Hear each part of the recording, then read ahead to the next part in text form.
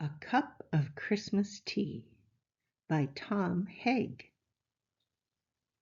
It has become our Christmas tea tradition at CBS to enjoy each other's company along with a cup of tea and homemade Christmas treats.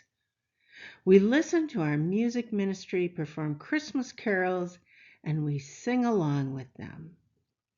We also enjoy a Christmas story. This year, I will be reading A Cup of Christmas Tea by Tom Haig. This story was copywritten in 1982.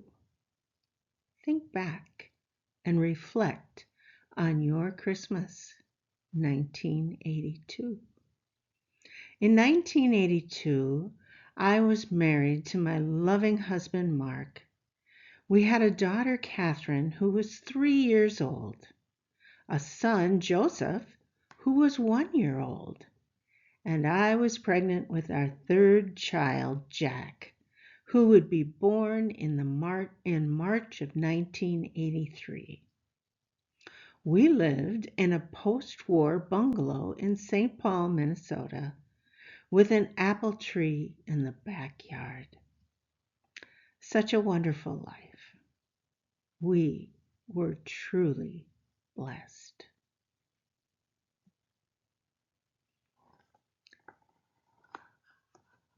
The log was in the fireplace, all spiced and set to burn. At last the yearly Christmas race was in the clubhouse turn. The cards were in the mail, all the gifts beneath the tree, and 30 days reprieve till Visa could catch up with me. And though smug satisfaction seemed the order of the day, something still was nagging me and would not go away. A week before, I got a letter from my old great aunt. It read, "Of course, I'll understand completely if you can't. But if you find you have some time, how wonderful it if we could have a little chat and share a cup of Christmas tea."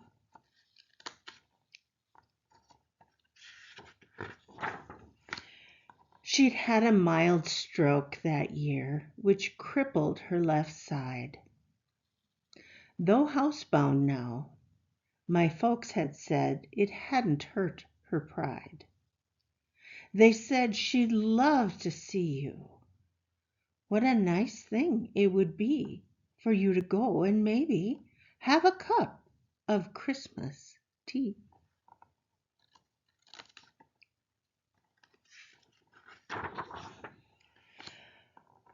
But boy, I didn't want to go. Oh, what a bitter pill. To see an old relation and how far she'd gone downhill. I remembered her as a vigorous, as funny, and as bright. I remembered Christmas Eves when she regaled us half the night. I didn't want to risk all that. I didn't want the pain. I didn't need to be depressed. I didn't need the strain. And what about my brother? Why not him? She's his aunt too.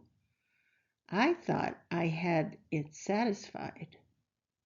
But then, before I knew, the reasons not to go I so painstakingly had built were cracking wide and crumbling in an acid rain of guilt.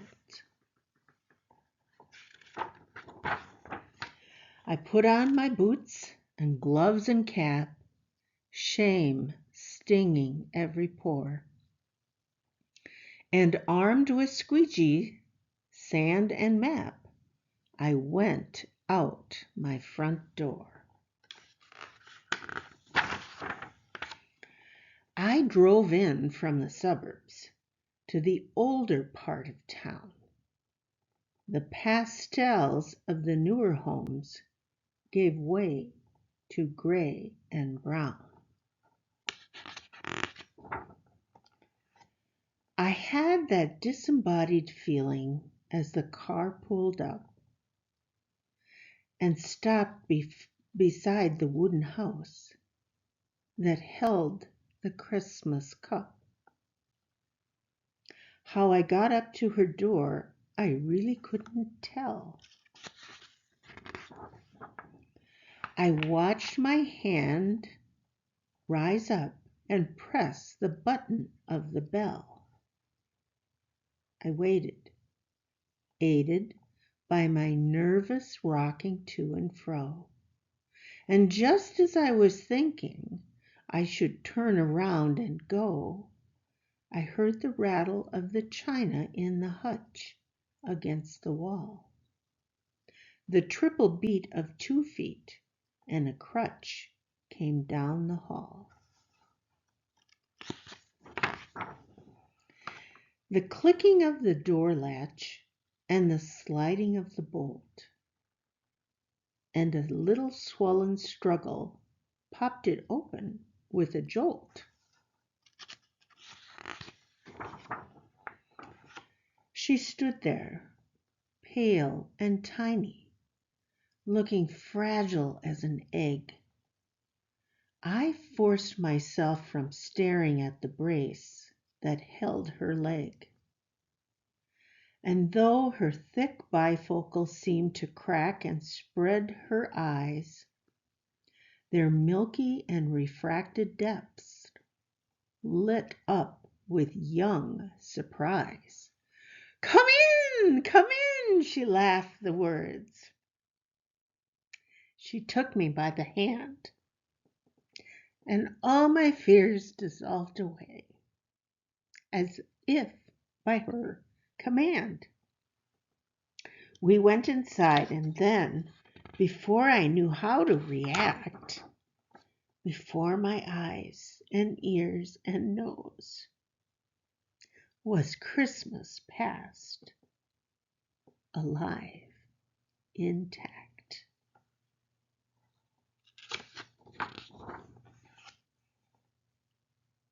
The scent of candied oranges, of cinnamon and pine, the antique wooden soldiers in their military line,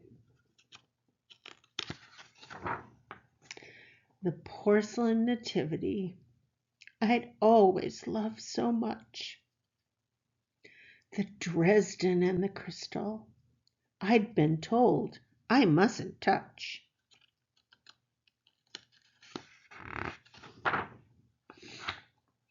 My spirit fairly bolted like a child out of class and danced among the ornaments of calico and glass.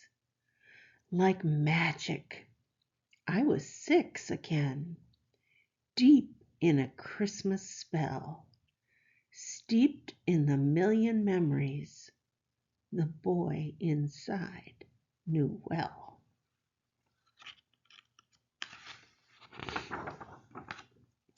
And here among old Christmas cards, so lovingly displayed, a special honor for the ones we kids had made.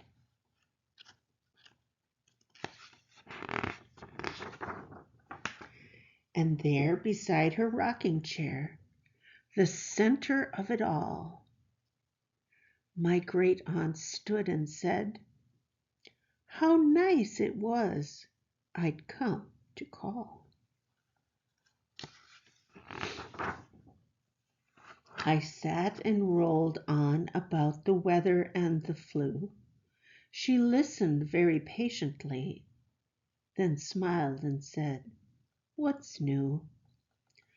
Thoughts and words began to flow. I started making sense. I lost the phony breeziness I use when I get tense. She was still passionately interested in everything I did. She was positive, encouraging, like when I was a kid. Simple generalities still sent her into fits. She demanded the specifics, the particulars, the bits. We talked about the limitations that she'd had to face. We spoke with utter candor and with humor and good grace. Then, defying the reality of crutch and straightened knee, on wings of hospitality, she flew to brew the tea. I sat alone with feelings that I hadn't felt in years. I looked around at Christmas through a thick, hot blur of tears. And the candles and the holly she'd arranged on every shelf. The impossibly good cookies she still somehow baked herself.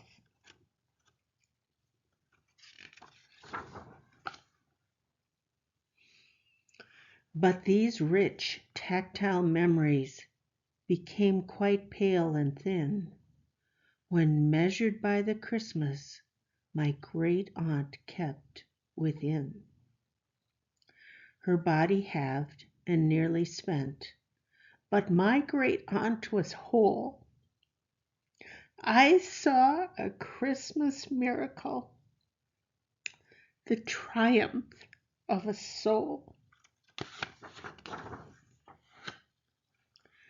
The triple beat of the 2 feet and a crutch came down the hall. The rattle of the china in the hutch against the wall. She poured 2 cups, she smiled, and then she handed one to me.